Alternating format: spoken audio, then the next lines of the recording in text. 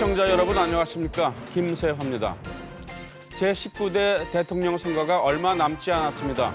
이번 선거는 우리 역사에서 매우 중요한 전환점이 될 것이 분명합니다. 하지만 이번 선거가 가지고 있는 신성한 의미와 비교하면 한국 정치는 구태의연함에서 한치도 벗어나지 못한 것 같습니다. 대한민국의 주권자가 도대체 언제까지 정치인들을 가르쳐야 할까요?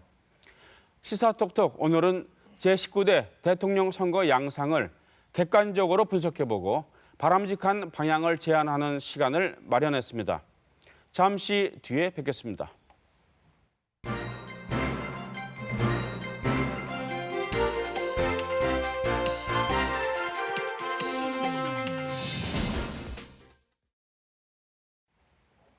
네, 대통령 선거의 바람직한 방향에 대해서 토론해 주실 패널들을 소개해 드리겠습니다. 먼저 남재일 경북대 신문방송학과 교수 나오셨습니다. 어서 오십시오. 안녕하십니까. 유병윤 한국 매니페스토 실천본부 운영위원 나오셨습니다. 예, 안녕하십니까. 강우진 경북대 정치외교학과 교수 나오셨습니다. 네, 안녕하세요. 네, 반갑습니다. 오늘 좋은 말씀 부탁드리겠습니다. 이번 19대 대선의 특징은 헌정 사상 최초로 현직 대통령이 파면되면서 치러지는 조기 대선입니다. 그래서 그런지 기존의 선거와 다른 점이 있는 것 같습니다. 어떤 점이 다른지 그리고 이번 대선의 이 대표적인 특징은 무엇인지 패널들로부터 얘기를 들으면서 오늘 토론을 시작하도록 하겠습니다. 강우진 교수님. 어떻게 보십니까? 네, 이번 대선은 흔히들 사무 선거라고 말들 하죠. 네. 첫 번째 말씀하신 대로 현직 대통령이 탄핵당하고 구속당함으로써 집권 여당의 후보가 사라진, 그래서 강력한 보수 후보가 없는 그런 선거라고 말씀드릴 수가 있겠고요. 네. 두 번째는 이른바 기울어진 운동장으로 표현됐을지, 이전 선거에서는 주로 이제 진보 진영의 후보들이 좀 약했기 때문에 막판 단일화 논의가 많이 있었습니다. 네. 근데 이번에는 오자 구도가 그대로 갈 가능성이 상당히 높은, 단일화 논의가 상대적으로 줄어든 그런 선거라고 말씀드릴 수가 있겠고요. 네. 마지막 세 번째로는 지역 구도에 기반을 한 압도적인 지지가 사라진 선거가 아닌가. 그래서 호남과 영남 모두 전략적 투표를 할 가능성이 높은 선거가 아닌가, 이렇게 말씀드릴 수 있을 것 같습니다. 네. 마지막으로는 지난 선거를 살펴보면 캠페인 과정에서 압도적인 이슈들이 많이 존재했었습니다. 예를 들면 뭐 수도 이전 문제라든지 BBK 문제라든지 4대강 문제라든지 이런 문제들이 있었는데, 이번 선거는 그런 압도적인 캠페인 이슈가 좀 사라진 그런 선거가 아닌가, 이렇게 말씀드릴 수 있을 것 같습니다. 네. 유병윤 의원님. 예, 12월 중순에 치러지던 선거에서 많이 당겨진 보궐선거로 치러지다 보니까 각 후보 공이 또는 주요 후보들도 우리 국가적 과제나 또는 우리 지방에 관련된 대한민국 국민들의 삶과 관련된 좀 공약에서 구체성이 떨어지고, 거기다가 또 지난해 총선이나 3년 전 지방선거에서 나왔던 공약들이 대부분 재탕, 삼탕되는 공약들이 많이 있고, 네. 새로 만들어진 공약들도 아직은 예산이라든가 이런 측면에서 많이 부족한, 이런 그대로 진짜 지킬 수 없는 공약이 될 가능성이 많은 공약이 제시된 게 이번 19대 대선의 특징이 아닌가 싶고요. 네. 나아가서는 이렇게 되었을 때 집권하자마자 뭔가 공약 중심으로 국정을 펼쳐나가야 될 것인데, 거기에 대한 동력이 확보되지 않아서 특히 예산 측면에서 힘들게 국정을 펼칠 가능성이 많은 그런 대선이 아닌가 싶습니다. 네. 남재일 교수님. 예.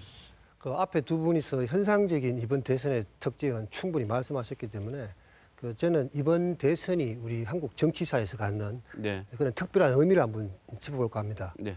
이번 대선에 가장 주목해야 될 점은 영남 여당 그리고 호남 야당, 이렇게 말하자면 몰표 구도가 나오던 그런 이제 지역주의가 지역 구도가 없어진 게 가장 큰 특징인데, 이 지역 구도가 지금 해체된다는 거는 달리 보면은 냉전적 가치관의 어떤 해체다, 이렇게 우리가 봐야 되지 않겠냐, 이런 생각을 하고요. 왜냐하면은 기본적으로 이 지금까지 어떤 선거의 어떤 기본 구도였던 이 영호남 지역주의는 결국은 우리 분단 상황을 우리 내부로 옮겨놓은 그런 냉전적 가치관에 기초해서 이게 유지가 됐다. 그래서 굉장히 큰 틀에서 보면 이번 선거는 기존의 우리 대선판의 어떤 그 바탕을 갖고 있던 그런 냉전 이데올로기가 해체되는 그런 말하자면 경향이 나타나는 선거로 봐야 되고 그래서 이번 선거는 이런 거대한 변화가 시작되는 선거이기 때문에 유권자들이 어떤 형태로 선거를 하느냐에 따라 가지고 앞으로 우리 그 민주주의 발전하고도 굉장히 밀접한 관계가 있는 대단히 정치사적으로 중요한 선거다 이렇게 봅니다. 네. 자, 그럼 지금부터 19대 대선이 어떤 식으로 진행되는지 그 양상에 대해서 분석을 해보고 비판도 해보겠습니다. 먼저 여론조사 문제를 얘기해야 될 것 같습니다. 이 후보와 정책에 대한 검증보다는 이 후보든 정당이든 언론이든 매일 쏟아지는 이 여론조사에 관심을 너무 지나치게 갖는다는 이런 지적이 있습니다. 심지어 어떤 당은 이 지지율이 낮다면서 같은 당 후보에게 사퇴를 종용하는 뭐 그런 경우도 우리가 목격하게 되는데요. 이처럼 이 여론조사에 목매는 이런 현상, 그 원인은 무엇이고 또 어떻게 평가할 수 있는지 얘기를 듣도록 하겠습니다. 이번 강우진 교수님부터 말씀을 해주시죠. 가장 중요한 원인은 한국 정당 정치의 불안정성이라고 말씀드릴 수 있을 것 같습니다. 네. 우리가 잘 알다시피 정당이라고 한다면 두 가지 중요한 목표가 있겠죠. 그렇죠? 정책의 추구와 공직 추구라고 하는 흔히 말하는 당선을 목적으로 하는 것입니다. 네. 당선을 목적으로 한다고 했을 때 왜 당선을 목적으로 하느냐. 궁극적으로는 자신이 원하는 정책을 추구하는 것을 위해서 당선을 추구하겠죠. 그렇지만 한국의 정당 같은 경우는 당선에 집착하다 보니까 단기적인 전망에 너무 매몰되어 있는 경향이 있습니다. 그래서 한국의 정당이 유권자와의 관계 속에서 선거를 중심으로 관계를 맺기보다는 정책적인 부분으로 좀 더 관계를 맺는 쪽으로 이동한다면 이런 부분이 해소될 수 있다고 생각을 합니다. 네. 이제 보다도 또 중요한 이유 중에 하나가 뭐냐면 승자 독식적인 한국의 선거 제도를 들 수 있겠습니다. 네. 우리가 잘 알다시피 지난 20대 총선 같은 경우도 1,000만 표 이상이 사표가 되지 않았습니까? 그래서 1등만 기억하는 어떠한 세상이다라는 말들이 있지만 정치판에서도 정확하게 적용되는 그런 얘기입니다. 그래서 다양한 후보자들이 같이 대표되는 그런 선거 제도가 아니라 1등만 대표되는 선거 제도가 후보들 간의 합종 연행을 선거를 앞두고 급박하게 만드는 그런 제도적인 요인이 될 수가 있겠고요. 네. 그렇기 때문에 만약에 저희가 지난번에 논의됐던 결선 투표제가 지금 도입됐더라면 선거판이 상당히 달라질 수 있지 않았을까라는 또 아쉬움을 한번 말씀드려 봅니다. 네. 그래서 이제 정책 선거가 실종돼 가고 있는 거 아닌가 하는 이런 비판도 있습니다. 너무 여론조사에 목매다 보니까요. 어떻게 보십니까? 지금 계속해서 선거 때 나타나는 양상입니다. 네. 총선이나 지방선거에서도 결국은 여론조사가 많이 활용되고 있고 여론조사가 또 도마에 오르고 있습니다. 근데 그거는 뒤에 말씀이 더 자세히 나오겠습니다만 기존 언론사와의 관계가 굉장히 많습니다. 네. 경마식 보도를 떨쳐버리지 못하고요. 모 방송의 모 앵커가 얘기를 했지 않습니까? 이 한계를 느끼지만 우리가 어쩔 수 없는데 지금부터라도 우리가 그러면 정책을 좀 달아보겠다. 인기가 없지만이라고 밝히고 있습니다. 네. 그래서 유권자인 국민들도 여기에 익숙해져 있고 언론사도 익숙해져 있다 보니까 실제로 이번 대선이 끝나자마자 다음 또 대선을 위한 여론조사가 아마 주간 단위로 나올 겁니다. 네. 그래서 이것의 한계는 외국의 사례에서도 명확히 드러났지만 탈피를 못하고 있거든요. 네. 그렇다면 대안은 과연 무엇인가? 결국은 당선자가 어떤 정책 공약을 이행하느냐 못하느냐 하고 싶어도 재정이 없어서 못한다. 이랬을 때 고스란히 국민 삶의 질에 다가오는 문제이기 때문에 여기서 벗어날 수 있는 방법을 한 번쯤 국가 단위로 지역 단위로 한번 고민을 해봐야 되는 시점이라고 생각합니다. 네. 남재열 교수님.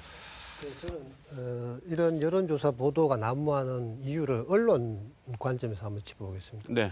언론 여론조사를 경마식 보도로 하는 가장 큰 이유는 일단 이게 가장 비용이 적게 들고 네. 대중성이 있는 말하자면 굉장히 상업적인 이제 보도고 그리고 또 한 가지는 어떤 우리 언론이 갖고 있는 어떤 정파성의 문제인데요. 네. 이 여론조사가 기존에 있는 여론을 순수하게 조사하기 위한 용도로만 행해지느냐 저는 그렇지 않다고 봅니다. 네. 최근 여론조사의 어떤 그 편향성 문제가 굉장히 많이 제기됐지 않습니까? 네. 그래서 일부 언론들은 그 자사가 견지하는 어떤 정치적 입장, 그리고 네. 거기에 따라서 말하자면 지원하는 어떤 후보들을 네. 음성적으로 지원하기 위해서 이 여론조사를 활용하는 겁니다. 그래서 있는 여론을 조사하기 위해서 여론조사를 한다기보다는 여론조사를 통해서 새로운 여론을 창출하고자 하는 그런 의도가 이제 다분히 깔려 있고 그래서 그런 용도로 이제 이 여론조사를 하기 때문에 결국은 우리 언론이 가지고 있는 어떤 그 상업성, 그다음 정파성 이런 게 이제 복합적으로 작용해서 이런 현상이 나타난다 이렇게 볼 수 있겠고요. 네. 그리고 기본적으로 이런 그 여론조사를 경마식으로 보도하는데 유권자가 굉장히 잘 반응하기 때문에 이게 이루어진 겁니다. 그래서 네. 이거는 기본적인 유권자가 우리 언론을 대하는 어떤 시민성의 수준하고도 연관돼 있다. 그래서 이건 어느 한 뭐 어떤 뭐 언론이라든지 정당의 문제라든지 이렇게 보기는 어렵고 우리가 이 문제는 전체적으로 우리 사회가 처하고 있는 민주주의 어떤 수준하고 밀접한 관계가 있다. 이렇게 보고 말하자면 해법을 찾는 게 네. 온당하다. 그렇게 봅니다. 여론조사가 여론 조작의 기능을 할 수도 있다 이렇게 말씀하셨는데요. 남 교수님, 그래서 같은 기간에 실시한 이 여론조사도 결과는 뭐 다르게 나온 경우가 많았습니다. 이번에 예, 예. 그 중앙선거 여론조사 심의위원회라는 기구가 있습니다. 여기에서 과태료, 경고 뭐 여러 가지 조치를 이제 취한 사례가 많고요. 예. 이 여론조사, 여론조사 자체만을 본다면 어떤 문제가 있을까요? 뭐 여론조사가 어떤 표본을 갖고 하는 것이기 때문에 네. 기본적으로 아주 정상적인 절차 그리고 정치적인 의도가 없이 공정하게 했다 해도 작은 차이들은 날 수가 있죠. 네. 날 수가 있는데 지금 여론조사들이 굉장히 이제 급박하게 이루어지다 보니까 네. 그 절차적인 과정도 좀 부실하고 그래서 거기서 말하자면 조사 결과에 차이가 나는 부분도 있습니다만 네. 이 우연이라고 하기에는 너무나 명확하게 하나의 결과가 패턴을 나타낸단 말이죠. 네. 그러니까 좀 보수적인 말하자면 언론이다. 네. 이러면 특정 후보가 높게 나타난다. 네. 좀 진보적인 언론이다. 이러면 또 다른 후보가 높게 나타난다. 이런 말하자면 패턴이 나온다는 거죠. 네. 그래서 이런 부분들은 직접적으로 여론조사를 조작하지는 않더라도 미필적 고의라 그럴까요? 네. 그런 결과에 대한 기대치를 갖고 네. 임하고 있다. 이렇게 볼 수가 있고요. 이런 말하자면 어떤 심정이죠. 심정을 저희가 확인해 볼 수 있는 것은 여론조사 결과를 갖고 기사를 쓰는 어떤 해설. 네. 해설에 보면 그 프레임이 네. 굉장히 이 편향적으로 나타납니다. 실제로. 예. 그래서 네. 이 여론조사는 지금 뭐 말하자면 어떤 언론이 그 유권자하고 말하자면 이게 후보의 네. 어떤 편향 없는 소통을 도와주는 것이 아니라 방해하는 측면도 있다. 네. 저희가 그렇게 봐야 될 것 같습니다. 네. 그 여론조사를 신뢰할 수 있는가 이런 문제들이 이제 대두되고 있는데요. 우리 유 의원님 어떻게 보십니까? 저희들이 매니페스토 운동을 한 10년 정도 해보니까 네. 실제로 그 공약에 대한 분석 이런 걸 통해서 한번 유권자 국민에게 다가가는 부분은 사실은 네. 좀 어렵고도 네. 또 따분한 얘기일 수도 있었습니다. 사실은. 네. 그래서 지금 그 여론조사를 통한 경마식 또는 구도에 대한 이런 거를 그 유권자도 익숙해져 있다 보니까 네. 언론은 또 기피하는 현상도 있고 언론에서는 시청률이든 어떤 구독률, 가동률이든 이런 부분을 늘 신경 쓸 수밖에 없는 그 현실이 있다 보니까 중앙선관위에서 조금 개입을 하긴 하지만 한계가 있는 것 같습니다. 네. 그래서 외국의 사례를 참조해서 이번 대선을 또 참조해서 한번 국회 차원 또는 중앙선관위 차원에서 이것을 좀 제대로 정립을 시키기 위한 노력 과정이 있어야만 그 폐해가 국민들에게 다가오는 걸 조금 막을 수가 있다는 생각도 해봅니다. 네. 지난 총선 때 여론조사가 많이 틀렸는데도 불구하고 그런 똑같은 패턴이 나온단 말이죠. 우리 강 교수님은 어떻게 보십니까?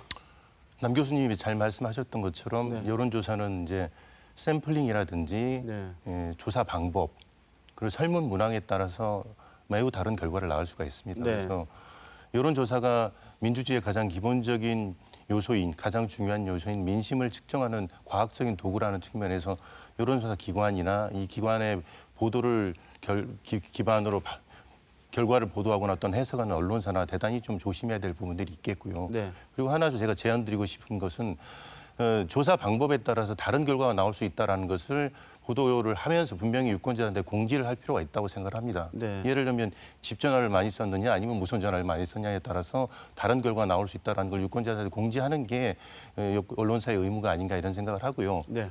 또 다른 관점에서는 이런 경마식 보도 이제 우리가 말을 많이 얘기를 하는데 예를 들면 지금 우리가 여론조사를 해보면 가장 유권자들이 지금 관심 갖는 이슈가 일자리하고 경제적 불평등의 문제입니다. 네. 그렇다면 단순히 1위가 누구냐, 2위가 누구냐, 양강 구도가 누구냐 네. 이런 식으로 보도할 것이 아니라 유권자들이 가장 중요하게 생각하는 이슈를 중심으로 이런 이슈들에 대해서 가장 다룰 후보가 누구냐 이렇게 보도를 하는 것이 더 바람직하지가 않나 이런 생각을 하고요.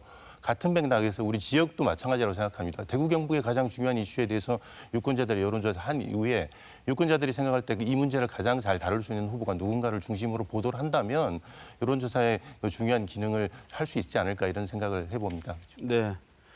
그 여론조사를 얘기하다 보니까 여론조사와 언론기관 간에 아주 밀접한 관계를 말하지 않을 수가 없는데요.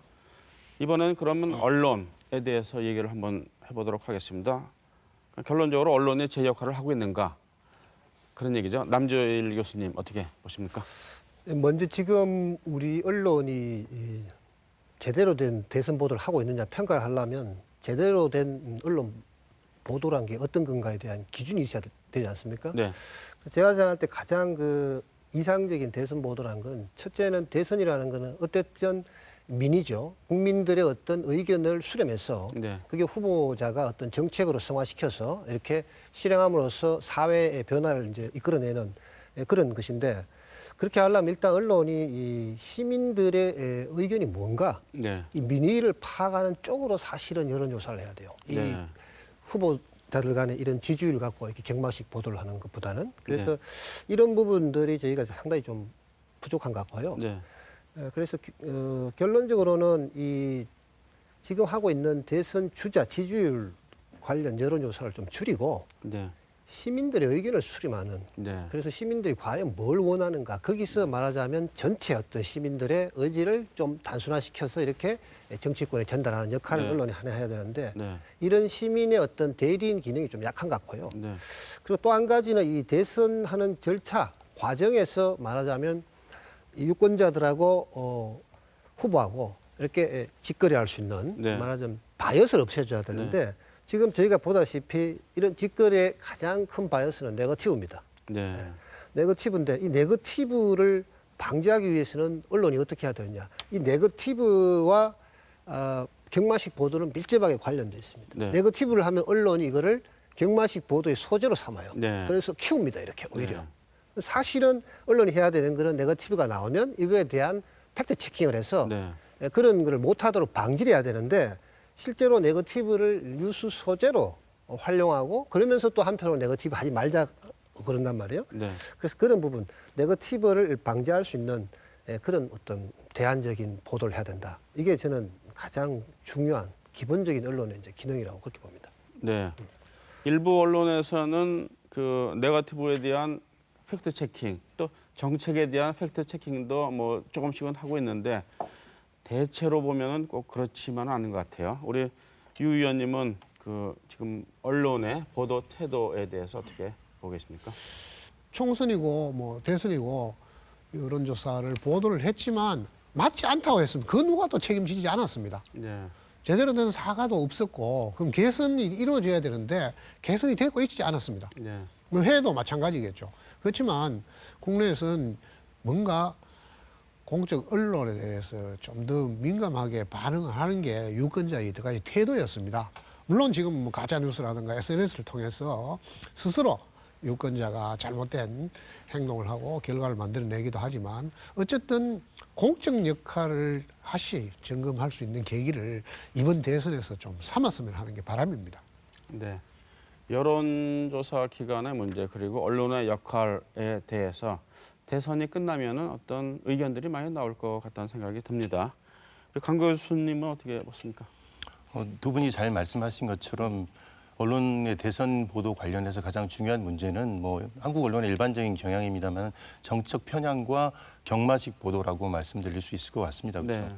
정치적 편향은 지금까지의 대선 보도에 관한 미디어 비평에서 잘 지적한 것처럼 첫 번째 보도량이라든지 그다음에 이제 논조에 있어서 특정 후보에 좀 치우친다든지 아니면 이제 상위권 후보에만 치우친다든지 이런 문제점들을 얘기할 수 있었고요. 네. 그 정치적 편향 문제에 대해서는 아까 선생님도 얘기하셨지만 좀 미국과 같은 방식으로 오히려 언론사들이 후보자를 지지할 수 있도록 좀 열어주는 것이 좋은 방법이 아닌가. 그러니까 네. 언론사의 방향은 어떤 쪽으로 지지한다고 하더라도 보도 자체만 객관적이면 되기 때문에 그렇다면 유권자들이 오히려 헷갈리지 않고 네. 오도되지 않고 그 기사를 볼 수 있지 않겠나 이런 생각을 하고요.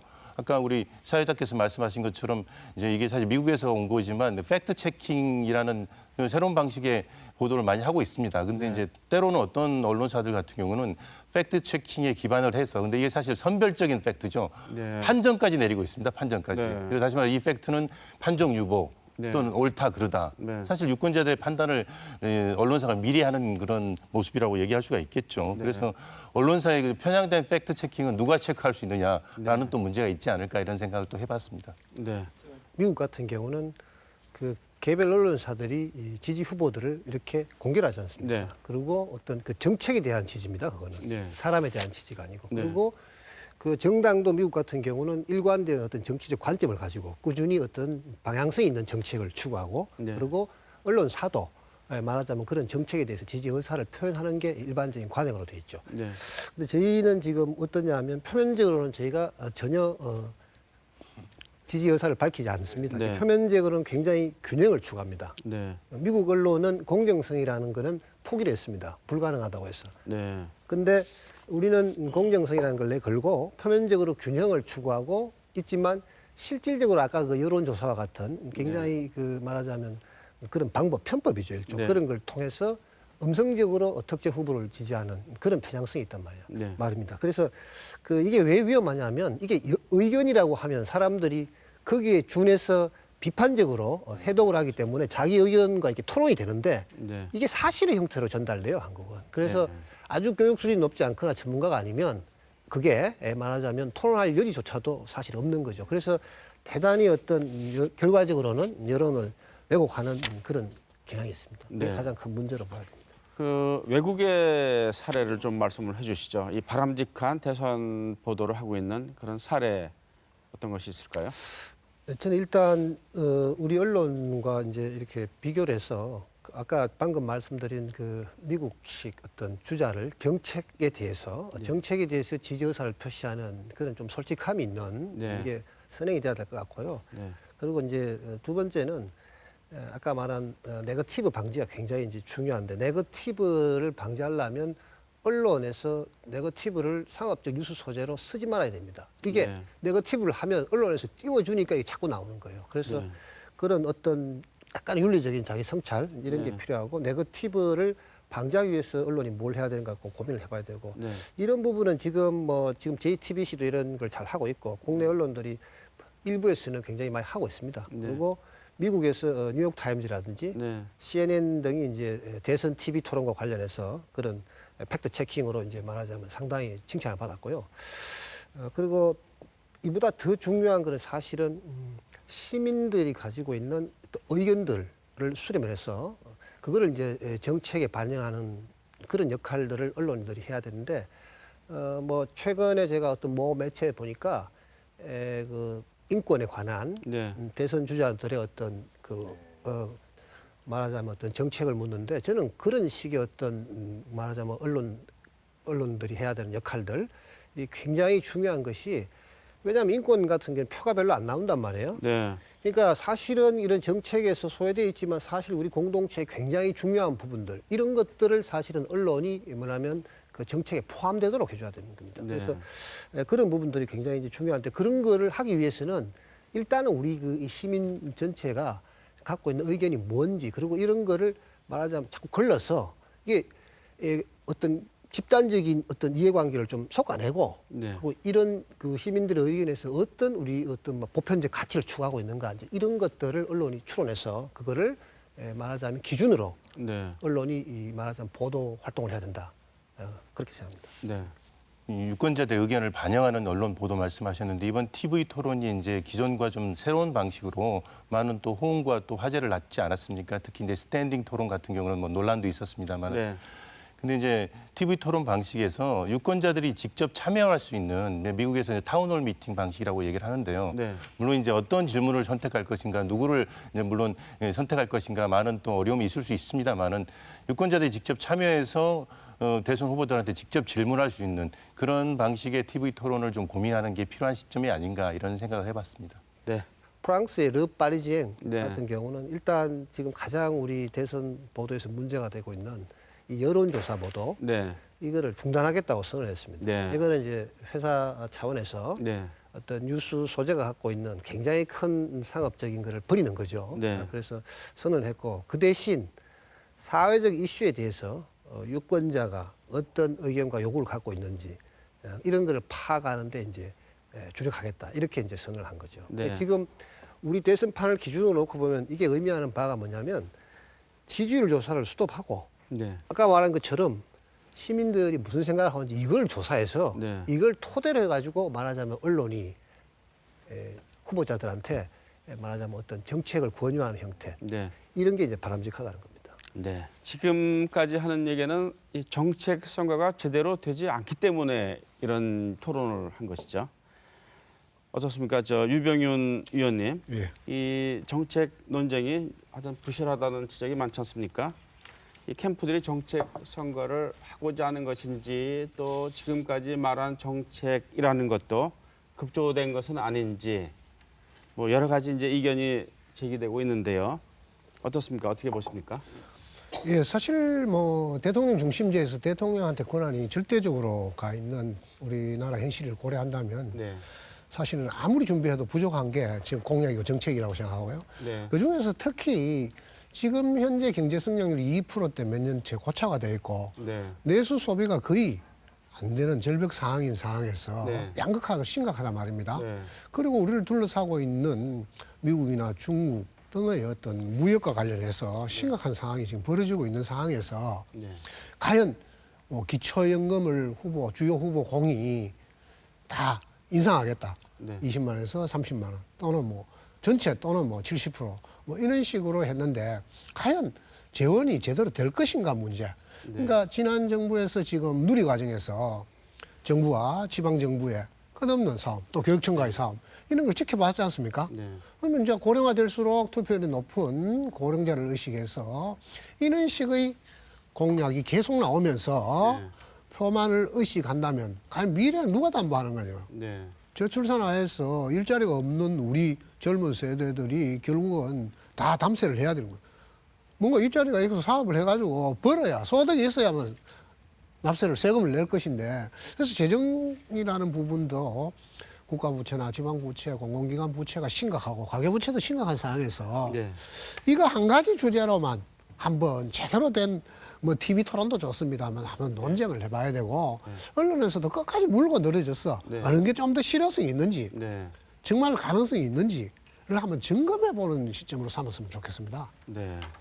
우리 저 강우진 교수님 어떻게 보십니까? 이 정책 선거가 제대로 되고 있다고 보십니까? 근데 과거하고 비교해 볼 때는 진일보한 부분이 분명히 있다라고 생각을 합니다. 네. 지난 선거에서 우리가 잘 알다시피 증세 없는 복지라는 이제 구호 가지고 논쟁이 많지 않았습니까? 네. 근데 사실 이 공약이 얼마나 허무맹랑한 공약이었다라는 게 이제 지난 4년 동안 우리가 경험하지 않았습니까? 네. 아마 학습 효과 때문인지 모르겠지만 이번 선거에서 고무적인 것은 지난번 TV 토론에서도 아마 보셨으면 그게 이제 드러났겠지만 그 재원 문제가 좀 쟁점이 됐다라는 부분이죠, 그렇죠? 네. 공약에 대해서 서로 공약 자체보다는 어떻게 그러면 지금 잘 지적하신 것처럼 이렇게 어려운 경제 상황 속에서 지원을 조달할 것인가가 네. 논란의 토론의 쟁점이 됐다는 건 바람직한 방식인 것 같습니다. 그래서 네. 우리 유 선생님이라든지 이런 시민단체라든지 특히 언론에서 팩트 체킹만 할 게 아니라 네. 재원 체킹을 좀 해야 된다고 생각합니다. 네. 그래서 과연 재원을 가지고 비교해 볼 때 어떤 공약들이 비교 우위가 있다라는 거. 네. 앞으로는 이제 공약을 발표할 때 재원을 반드시 같이 발표하도록 좀 이렇게 물론 법적으로는 쉽지 않겠지만 좀 의무화하는 게 네. 필요한 게 아닌가 네. 이런 생각을 합니다. 그래서 말씀하신 것처럼 언론에서 끝까지 추적을 해서 만약에 발표하지 않는다면 계속 발표를 해라. 어떤 방식으로 이걸 재원을 조달할 것인가라는 부분들에 대해서 끝까지 언론이 보도를 해주는 게 언론의 사명인가 아닌가 이런 생각을 해봅니다. 네. 정책도 정책이지만 그 정책의 실현 가능성을 체킹을 해야 된다. 네. 그 후보자들도 그 정책의 실현 가능성을 또 강조해야 되겠죠. 네. 우리 저 남 교수님 어떻게 보십니까? 뭐 앞에 두 분 말씀하신 거 100% 동의하고요. 네. 저는 그 공약의 실현 가능성 검증하고 거기 하나 좀 추가를 하자면 네. 이 공약이 과연 일회용인지 아니면 앞으로 미래지향적이어서 우리 공동체 전체가 발전하는데 도움이 되는 공약인지 네. 이 공약의 어떤 성격 자체를 우리가 언론이 검증해야 된다고. 네. 지금 나오는 공약들은 대개가 보면 국가 예산을 가지고 돈을 20만 원 주는 거 30만 원 더 준다. 물론 이게 그 소외된 어떤 노인 계층들을 이렇게 하는 어떤 복지의 차원 뜻은 있습니다. 네. 그 과거에 비해서 그런 말하자면 어떤 인식의 어떤 전환이라는 그런 대단히 발전된 건 맞는데, 근데 과연 그러면 노인 복지라는 게 그런 돈을 퍼주는 거 말고 다른 방법은 없는가? 네. 그리고 똑같이 그런 예산을 쓰면 그런 그 기초연금 올리는 거 말고 좀 더 생산적으로 표가 없는 뭐 아이들 위해서 투자할 그건 없는가? 네. 여러 가지 우리가 생각해 볼 게 많거든요. 그런 부분에서 지금 나오는 공약들은 사실은 표를 의식해서 네. 특정 집단에 선심성으로 던져지는 그런 공약들이 많기 때문에 네. 언론이 그런 거를 검증을 해서 비판을 해야 되고, 그리고 이런 선심성 공약이 난무할 수밖에 없는 어떤 그 현실에는 유권자들이 특히 이제 지역 같은 경우 그런 게 있는데요. 지역 이기주의 기초에서 지금 당장 우리 지역에 예산을 좀 던져준다, 이런 공약에 우리가 표를 찍어주기 시작하면 네. 앞으로 그런 공동체 전체의 어떤 발전과 관계된 그런 공약들 안 나올 거란 거죠. 네. 그래서 이거는 유권자도 상당 부분 지금 당장에 우리 말하자면 지역 혹은 나가 속한 어떤 집단의 어떤 그 이익만 따질 게 아니고 네. 우리 자식 세대, 그죠? 자식 세대까지 지속 가능한 그런 공약에 좀 투표하는 그런 마인드를 좀 가져야 되지 않겠나, 그런 생각입니다.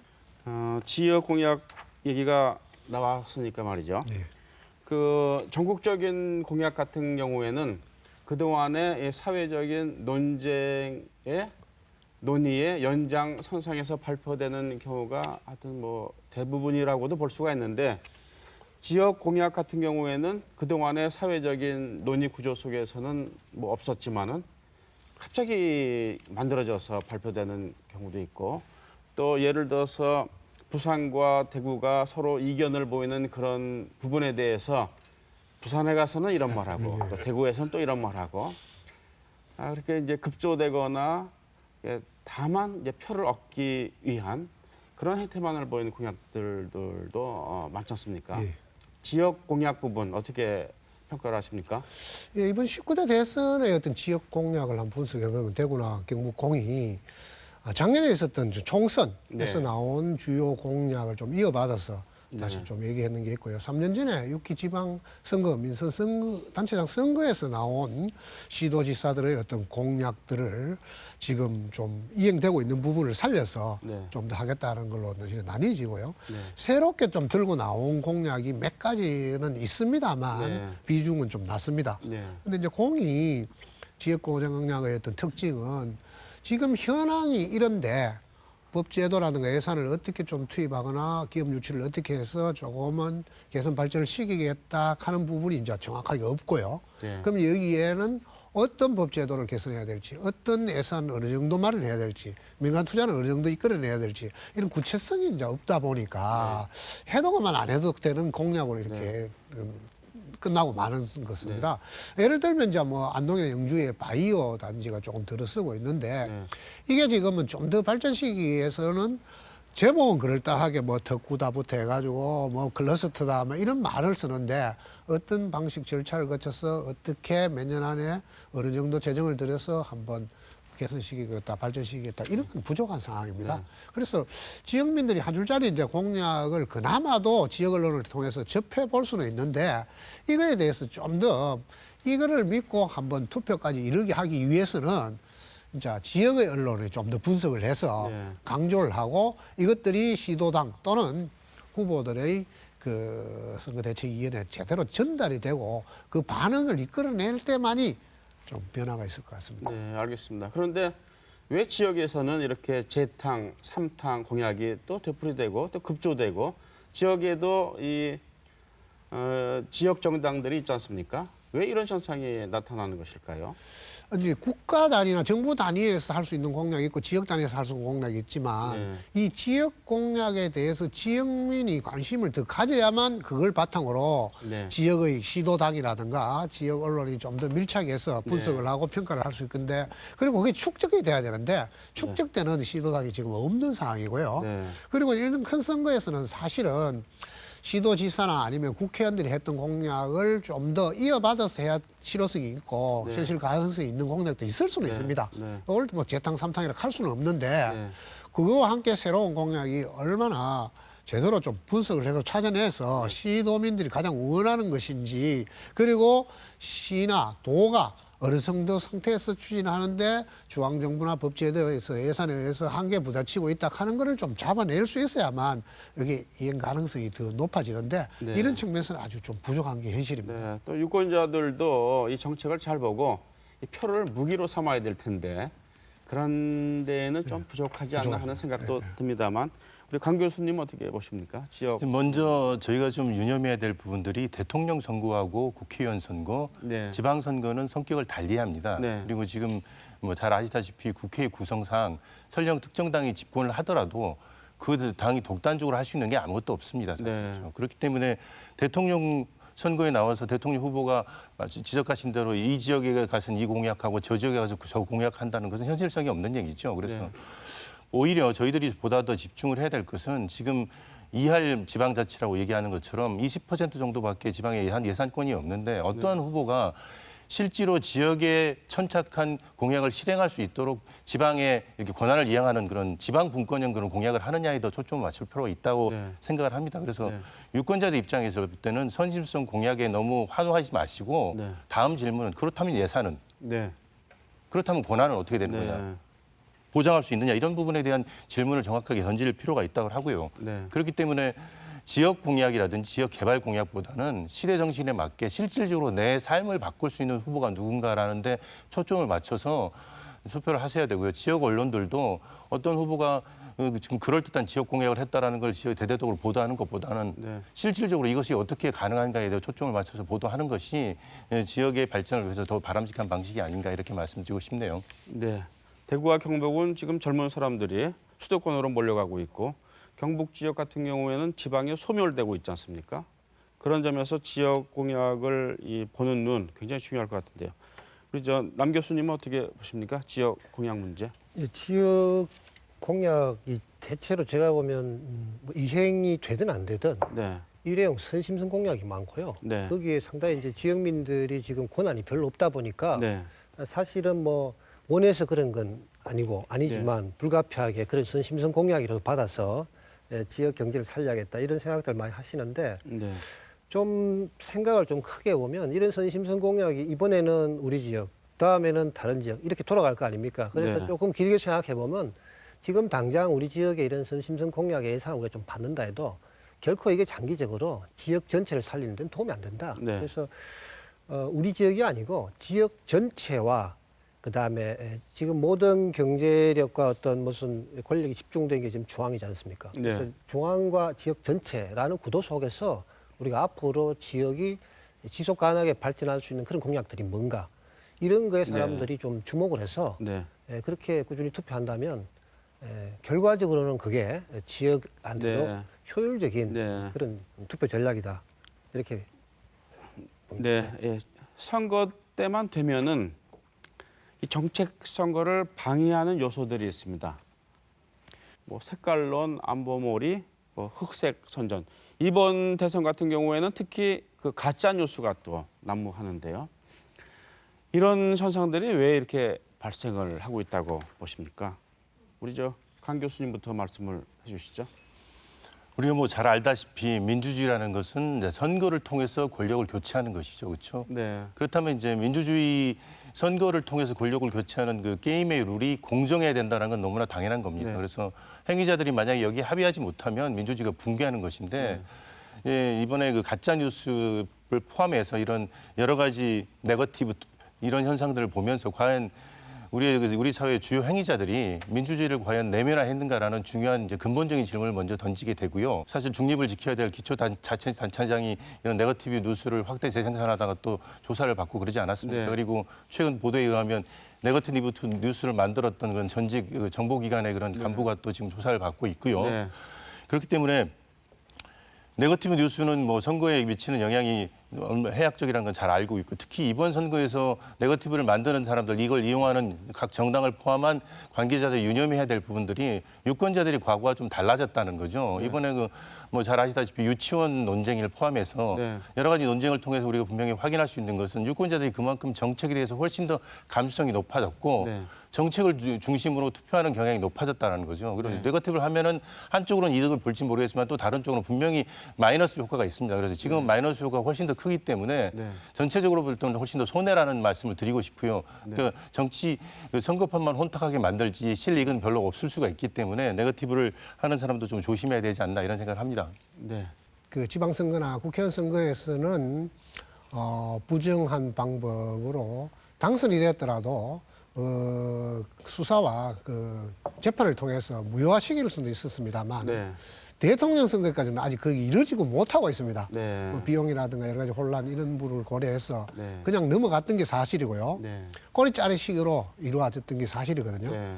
근데 어차피 이제 우리 헌정사 처음으로 탄핵 및 그 파면이 이루어진 것도 처음 아닙니까? 네. 앞으로 선거에서는 어떤 비용이 들더라도 이제는 총선, 지방선거에 이어서 대선에 마저도 네. 부정한 방법으로 그 부정한 방법에서는 뭐 네거티브든 또 그 사실은 가짜 뉴스든 뭐 경중에 따라서는 네. 영향을 미쳤다고 결국은 검찰이든 법원에서 판단이 된다면 네. 과감하게 법적 처벌로 가서 재보궐선거를 하더라도 가야만 네. 뭔가 변화가 오지 않는가 하는 것까지 말씀을 좀 드리고 싶어요. 네. 남 교수님. 뭐 선거 때마다 이렇게 색깔론, 안보몰이, 뭐 지역 감정, 흑색 선전 뭐 이런 게 나타나는 현상들은 아마 뭐 비단 우리나라뿐만 아니고 양상은 다르지만 네. 미국이라고 뭐 100% 정책만 갖고 이렇게 아주 그 서로 칭찬하는 토론을 하진 않잖아요. 네. 그러니까 이제 그런 점을 충분히 감안하더라도 한국 사회는 이런 좀 다른 특징들이 있는 것 같아요. 그래서 그 아까 강 교수님 말씀하셨지만 우리가 여전히 이제 민주주의 역사가 짧고 해서 어떤 내면화된 민주주의 수준이 낮다. 네. 이런 의미로 지금 받아들였는데 제가 우리 한국 사회의 이런 대선판을 이해하기 위해서는 우리 역사에 대해서 좀 이해가 필요하지 않나 이런 네. 생각을 해봤는데요. 네. 한국 정치의 지금 구조적 문제라고 계속 거론되는 게 일단 정책보다는 어떤 정파의 힘을 믿고 선거하는 경향이 네. 하나 있죠. 네. 그리고 대부분 사람들이 여당지향적인 성향이 있습니다. 네. 그럼 이게 왜 그런가? 민주주의가 실질적으로 정착이 되려면 사실은 유권자가 주권자로서 자기가 어떤 의사결정한 결과가 사회적인 어떤 결실로 나타나서 그게 실질적인 자기 삶의 수혜로 나타난 이 사이클을 경험을 해봐야 되는데 네. 저희는 그런 경험들이 굉장히 부족합니다. 네. 그러다 보니까 대표적으로 지금 87년 우리가 민주화를 네. 꼽을 수 있죠. 이것도 대단히 이제 국민들이 들고 일어나서 절차적 민주화를 완성했다. 네. 이렇게 평가를 하는데 그 절차적 민주화를 갖고 우리가 이뤄낸 게 지금 보면 심각한 양극화라든지 이런 문제거든요. 경제적으로 민주화가 안 됐고 또 문화적으로 뭐 갑질이라든지 이런 논란들이 많지 않습니까? 그러니까 우리 삶의 실질적인 내용들이 민주화가 안 됐다. 그래서 지금 이번에 이제 다시 말하자면 촛불 집회를 통해 가지고 네. 지금 뭐 대통령까지 이제 탄핵을 하고 이런 거대한 사회적인 요구를 이제 국민들이 하고 있어요. 네. 하고 있는데 이번에 또 만약에 또 좌절이 된다. 그러면 이런 뭐 좌절의 누적을 통해서 그래서 사람들은 주권자로서 자기 어떤 확신에 찬 소신을 이렇게 행사하기보다는 네. 결국은 다시 이제 시류에 네. 편승하려고 할 게 아니냐. 네. 이렇게 보고요. 이런 말하자면 결국 그래서 시류에 편승하려고 하는 그 주권자로서 자기 확신의 결핍 이런 부분들이 여론 조작하고 정치 공황의 어떤 말하자면 모의가 되는 거죠. 네. 그리고 우리 지금 그 상황에서 이렇게 보면 이런 네거티브라든지 이런 부분들 보면 주로 뭐가 많습니까? 색깔론이 굉장히 많습니다. 네. 그래서 이거는 이때까지 우리가 어떤 냉정적인 어떤 가치관, 냉전 이데올로기죠. 이거를 토양으로 국내적으로는 어떤 지역구도 이런 기반 위에서 우리가 이제 대선판이 이루어졌고 거기서 사람들은 다수를 지향하는 이런 성향들이 강했다는 거죠. 근데 이게 이제 더 이상 안 된다. 이거를 우리가 이번에 촛불 집회를 통해서 확인했습니다. 그래서 네. 현재 무엇이 안 되는가에 대한 국민적 공감들은 굉장히 넓다고 볼 수 있는데 그럼 앞으로 어떻게 해야 되느냐. 이 부분에 대해서 사람들이 굉장히 갈팡질팡하는 것 같고 말하자면 그래서 이번 선거는 그 표심의 행방을 잡기가 굉장히 어렵다. 그래서 결론적으로 말씀을 드리면 이런 시기는 대단히 말하면 중심을 잡아주는 리더의 어떤 진정성이 중요한 시기고 국민들도 그런 리더의 진정성을 보고 이번에 투표를 해야 되지 뭐 집단적인 이익이라든지 이런 눈앞에 근시한 적인 어떤 이익을 보고 투표해서는 대단히 곤란하다. 그런 말씀을 드리고 싶습니다. 지금 대선을 보면은 유독 보수와 진보 진영으로 이렇게 나누려고 하는 것인지 나뉜 것인지 어쨌든 이렇게 구도가 양분되는 것 같아요. 이 부분 어떻게 보십니까? 사실상 그동안 이제 보수, 진보, 좌파, 우파 이런 네. 개념들을 많이 사용해 오지 않았습니까? 네. 주로 정치인들은 뭐 이제 진보 진영을 향해서 좌파, 종북 좌파 이런 프레임으로 많이 사용하는 것이고요. 네. 유권자들 입장에서 볼 때는 이제 보수와 진보 이런 게 더 친근한 용어겠죠. 그렇죠? 네. 국가가 시장에 개입을 해서 어느 정도 개인의 이제 그 시장에서 활동할 수 있는 권리에 대해서 국가가 어느 정도 개입하느냐 이런 걸 기준으로 좌파 우파를 주로 서구에서 나누고요. 네. 우리나라 같은 경우는 그거보다는 이제 북한 문제를 중심으로 많이 그 진보 보수를 또는 좌파 우파를 나누는 그런 경향이 있었습니다. 근데 우리가 잘 알다시피 북한과의 경쟁은 이미 끝난 문제고요. 그렇죠? 냉전도 이미 해체되지 않았습니까? 그렇죠? 네. 그렇기 때문에 이런 북한과의 문제를 중심으로 진보 보수를 나눈다는 건 어느 정도 시대에 지금 뒤떨어진 기준이라고 말씀드릴 수가 있겠고요. 네.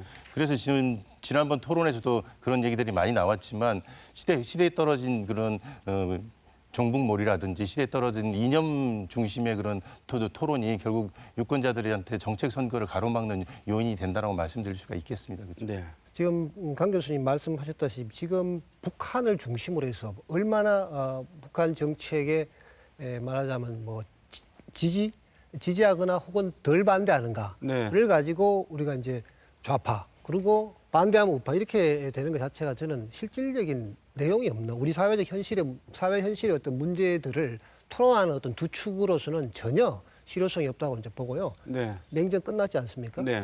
지금은 우리 사회에서 새로 대두되는 어떤 사회적 갈등들이 굉장히 많습니다. 예를 들면 여성 문제, 지금 여성 네. 혐오 문제 심각하죠. 지금 심지어 지금 말하자면 어떤 반려견을 네.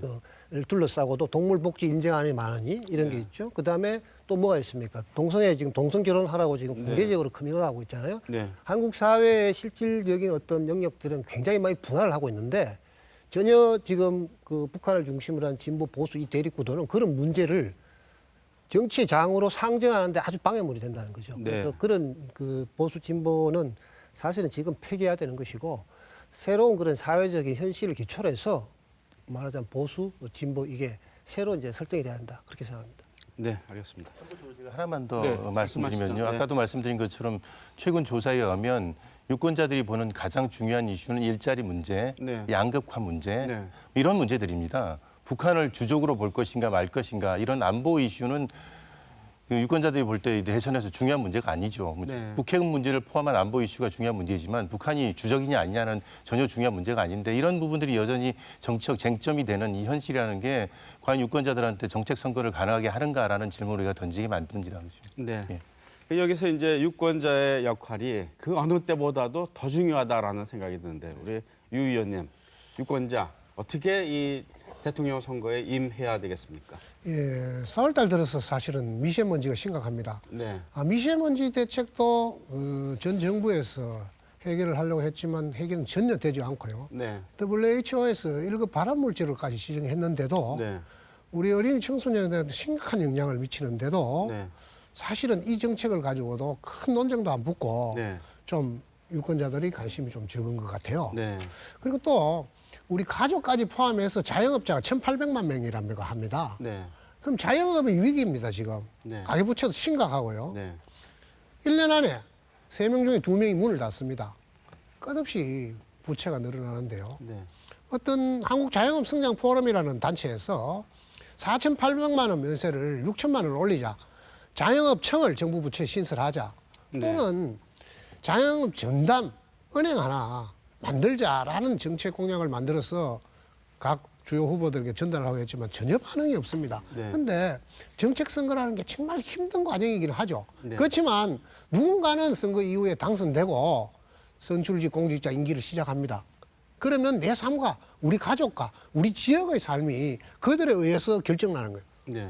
우선 재정 한계가 있습니다만 우선 배분을 누가 어떻게 할 것이냐 결국 선출직 공직자가 할 수밖에 없습니다. 네. 그들의 권한이니까. 네.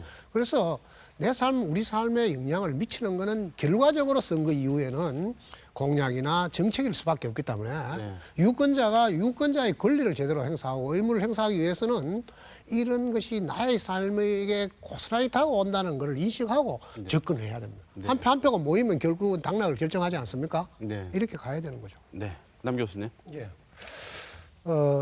지금 뭐 말씀하신 그 자영업자 문제 굉장히 심각하죠. 네. 근데 또 달리 보면 임금 받는 임금 노동자들 문제도 심각합니다. 네. 그래서 그럼 우리가 유권자로서 이 문제를 내가 자영업자다. 그러면 자영업자를 살리겠다는 공약을 내놨다. 네. 뭐 반가운 공약이죠. 네. 근데 그 재원이 노동자들에게 가야 될 재원을 자영업자에 준다. 그럼 반갑지 않죠. 네. 노동자들이 다음에 또 그죠? 네. 다음에는 또 노동자들한테 또 공약을 내걸고 네. 그랬죠. 그래서 저는 자영업자, 노동자 이런 말하자면 자기 집단 내 어떤 이익만 추구하는 거 결국 돈 안 된다. 그럼 네. 뭘 봐야 되느냐? 이 경제적 양극화의 실질적인 문제가 뭔가? 지금 기업은 대단히 이번에도 많은 이익을 남겼습니다. 그리고 일본 같은 경우는 대졸자가 거의 지금 취업을 다 하고 있지 않습니까? 네. 근데 한국 기업은 굉장히 이익을 많이 남겼는데도 취업은 잘 안 됩니다. 그럼 결과적으로 보면 아주 큰 틀에서 보면 기업이 상당히 많은 이익을 남기는데도 불구하고 노동 영역은 거기에 대해서 반사적인 어떤 혜택을 못 받는다는 거거든요. 그러면 이걸 큰 틀에서 봐야 되죠. 네. 큰 틀에서. 그래서 그런 이 기업하고 그다음에 큰 틀에서 노동 영역 그리고 자영업도 말하자면 이 노동 영역과 같이 가는 이런 구도에서 어떤 정책을 볼 수 있는 유권자의 안목 네. 저는 그거를 이제 공동체 전체에 말하자면 발전을 위한 어떤 시민성이다 이렇게 보고 싶은데요. 그런 안목들을 갖고 우리가 투표를 해야 나중에라도 말하자면 개선되는 실질적인 변화가 온다는 거예요. 네. 그래서 그런 점을 강조하고 싶습니다. 네. 강호진 교수님. 예, 저는 지난 10월부터 광장을 가득 메웠던 촛불 민심으로 잠깐 돌아가서 말씀을 좀 전하고 싶은데요. 네. 지난 30년 동안 한국 민주화의 이제 역사가 이런 열정과 또는 열광과 또는 실망의 이런 사이클로 많이 반복되어 왔다라는 지적을 합니다. 사실 1,600만 명이 넘는 그 엄청난 세계적으로 유례가 없는 시민혁명을 통해서 저희가 지금까지 한국 정치를 바꿔왔고요. 그때 여러 가지 구호가 있었지만 가장 인상적인 구호 중에 하나는 내가 나를 대표한다였거든요. 네. 사실은 지금 이 중요한 대선을 앞두고 우리가 그 촛불 정신으로 좀 돌아갈 필요가 있지 않느냐. 네. 내가 나를 대표한다는 관점에서 내가 정말 나의 이익에 기반한 내 생활에 기반한 투표를 하지 않는다면 어느 누구도 나의 이익을 가져다 주지 않는다라는 그런 아주 기본적인 정신으로 돌아가서 아까도 우리가 많이 논의했지만 안보물이라든지 지역이라든지 북풍이라든지 이런 나의 이해관계랑 좀 동떨어진 이런 이슈에 매몰되지 말고 우리 또 남 교수님이 잘 지적하신 것처럼 그런 부문적 이해관계라는 것은 이 대통령 선거라는 걸 감안할 때 이건 사실 설득력이 없습니다. 왜냐하면 네. 잘 지적하신 것처럼 노동자의 이해관계하고 자영업자의 이해관계가 때로는 충돌할 수 있거든요. 그렇기 때문에 보다 더 중요한 시대 정신에 대해서 고민하는 후보, 여기에 대해서 실행 가능한 정책과 대안을 마련하는 후보를 중심으로 투표해야 된다. 이게 내 삶에 도움을 준다라는 그런 촛불 정신으로 돌아가서 투표를 해야 될 필요가 있지 않나 이런 생각을 해봤습니다. 네. 유 의원님 어떻게 보십니까? 예, 뭐 사실은 그 직업별로 계층화되어 있는 현실을 감안한다면 공통의 어떤 우리 한국의 미래를 내다보는 투표도 중요하지만 네. 가령 뭐 표를 의식해서 선거 때마다 이제는 기초연금에 대해서 인상될 것이다. 네. 그리고 투표율이 높으니까 당연히 후보자는 의식할 수밖에 없습니다. 네. 그래서 기초연금 같은 경우에는 내년에 해서는 당장 4조에서 8조가 됩니다. 네. 그럼 25% 부담하게 있는 지방정부 입장에서는 당장 타격이 오는 거예요. 누리과정과 똑같은데요. 누리과정과. 그럼 이 부분에 대해서 어떻게 접근해야 될 것이냐. 결국은 젊은 사람과 고령층의 이해관계가 다를 수밖에 없습니다. 네. 그러면 노동자의 이해관계와 자영업자의 이해관계가 만약 다툼이 벌어진다 하지만 가족까지 포함해서 1,800만이나 되는 네. 그럼 노동자도 물론 거의 못지않은 숫자가 될 수도 있겠지만 우선순위에서 다수가 혜택 보는 부분에서는 더 공약에 대해서 고민을 해야 된다는 네. 거죠. 네. 고령화 인구가 자꾸 늘어나니까 이건 더 의식할 수밖에 없는데 상대적으로 숫자가 많은 거는 배제되어 있습니다. 네. 그런 부분. 그리고 미세먼지 같은 경우는 전 국민한테 영향을 미칩니다. 이런 부분들은 다 배제되어 있는 채 계급 계층적으로 더 첨예하게 가는 공약들에서의 논쟁도 중요하고 공동성도 중요하지만 어느 게 더 다수고 다수에서 예산이 좀 덜 들면서도 효과를 볼 수 있겠느냐 하는 부분을 충분히 고려해서 유권자도 관심을 갖고 자기의 한 표를 결정해야 되지만 그것이 결국 후보의 정책 공약에 영향을 미치는 상태로까지 나아가야 된다는 거죠. 네, 알겠습니다. 좋은 말씀을 많이 하셨는데요. 어느덧 시간이 다 돼서 마무리해야 될 것 같습니다. 마지막으로 하시고 싶은 말씀, 남 교수님부터 말씀을 해주시죠. 예, 저는 이번 선거는 한국 민주주의 발전에서 대단히 중요한 선거이고요. 네, 그래서 우리 그 시민들이 어떤 민주주의 역량을 시험받는 그 선거이기도 합니다. 그래서 이때까지 이 기존에 우리가 투표하던 관행들, 어떤 냉전적인 사고에 젖어서 한다든지, 그 다음에 지역주의에 휩쓸려 한다든지 이런 부분들을 잠시 좀 다 내려놓고 네, 한 번 정도 정말 자기 확신에 차서 정책들을 검증해보고 자기 소신대로 투표하는 그런 선거가 되었으면 좋겠습니다. 네, 유병윤 위원님. 예, 선출직 공직자 그중에서 이제 대통령이 되려고 할 때는 각종 정책 공약을 내걸겠지만 그 사람이 살아온 삶의 이력 경력에서 한번 그것을 이행해낼 수 있을지 실현시킬 수 있을지는 한번 점검해보고요. 네. 그리고 갈수록 윤리가 중요해집니다. 네. 얼마나 그 사람이 좀 도덕 윤리에 충실했느냐. 네, 그리고 유권자들에게 꼭 가정마다 선거 공보가 전달될 것인데 한번 다 펼쳐놓고 어떤 공약을 제시했는가를 한번 비교 분석해서 소중한 한 표를 꼭 행사했으면 하는 바람입니다. 네, 강우진 교수님. 네, 지난 10월 이후에 광장을 달구었던 촛불의 민심은 이게 나라냐라는 거였습니다. 네. 그동안 우리나라 사회가 쌓여져 왔던 그런 적폐에 대한 국민들의 공분이 있었고요. 새로운 나라를 만들고자 하는 열망이 있었습니다. 그렇기 때문에 이번 선거는 과연 우리가 새로운 나라를 만들 것인가, 과거로 돌아갈 것인가라는 대단히 중요한 선거라고 생각을 합니다. 그래서 과거에 매몰되지 말고 이 새로운 미래를 위해서 어떤 후보를 선택하는 게 가장 좋은지에 대해서 고민하시기를 부탁드리고 싶고요. 또 특히 이제 대구 경북 지역 유권자들에게는 우리가 잘 알다시피 지난 30년 동안 대구 경북 유권자들은 특정 정당에 대해서 압도적인 지지를 보내왔습니다. 네. 그럼에도 불구하고 대구 경북의 현실은 상당히 좀 어렵습니다. 그렇죠? 네. 특정 정당에 대한 압도적 지지가 우리의 삶을 바꾸는 데로까지 연결되지 못한 거죠. 그래서 지금 상황에서 과연 어떠한 선택이 우리의 삶을, 유권자들의 삶을 바꿀 수 있는 데서 고민하시기를 부탁드립니다. 네, 오늘 좋은 말씀 감사드리겠습니다. 시청자 여러분, 오늘 토론 어떻게 보셨습니까? 대통령 선거는 정책 선거입니다. 우리 가족, 우리 직장, 우리 지역을 조금이라도 발전시킬 수 있는 정책을 표명하는 후보에게 한 표를 주는 것은 당연한 것입니다. 다만 악독한 짓을 하지 않을 선함, 어려운 이웃을 가여워하는 측은지심, 허물 없는 소통 능력, 고뇌와 성찰 속에서의 단호한 결단력, 무엇보다도 국민이 주권자임을 뼛속에서도 인식하는 겸손함이 대통령의 인간적인 덕성이 아닐까 합니다. 앞으로 있을 TV토론 같은 곳에서 자세히 보셨으면 합니다. 시사톡톡 오늘은 여기서 마치겠습니다. 시청자 여러분 감사합니다.